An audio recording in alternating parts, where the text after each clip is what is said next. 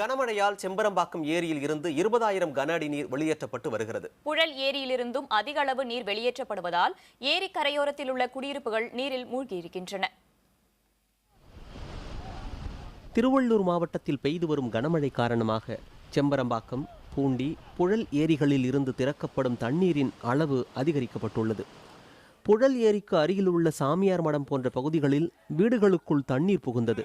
மீட்புக் குழுவினர் வருவதற்குள் நீர்மட்டம் உயர்ந்ததால் வீடுகளில் சிக்கியிருந்த மக்களை அந்த பகுதியைச் சேர்ந்தவர்கள் கயிறுகளை கட்டி மீட்டனர்.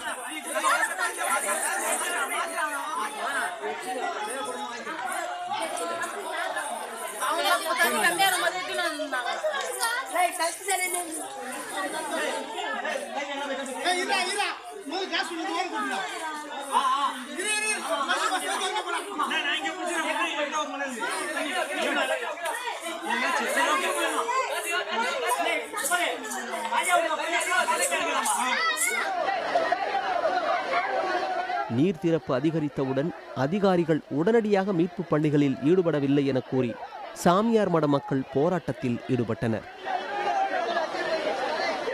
யாருமே எதுவுமே சொல்லலங்க. எங்களுக்கு தண்ணி வருதுன்னு யாரும் எதுவுமே சொல்லல. முகாமா சொல்லல, ஒன்னும் சொல்லல. யாரும் ஒருத்தர் கூட ஒரு வார்த்தை கூட சொல்லவே இல்லை. எங்களுக்கு கண்டெய்னர் அடிச்சுட்டு வந்த பிறகுதான் தெரியும் இவ்வளவு தண்ணி வந்ததுன்னு. ஒரு பொருள் எடுக்கலங்க. எச்சரிக்கை விடுங்க. தண்ணி விடும் போது முன்னாடி எச்சரிக்கை விடுங்க. சாப்பிடல துணி காட்டுறதுக்கு ஒரு மாத்து துணி கூட இல்லாம வெயிட் பண்றாங்க. ஏரி ஓடி விட்டு இருக்குது. அதுக்கு மணல் மூட்டை தான் போட்டு கலெக்டர் எல்லாம் ஆய்வு பார்த்தாங்க. ஆனா எந்த ஒரு நடவடிக்கை இல்லை. செம்பரம்பாக்கம் ஏரியில் இருந்து அதிக அளவு நீர் திறக்கப்படுவதால் அடையாறு, கூவமாறுகளில் வெள்ளம் கரை புரண்டு ஓடுகிறது.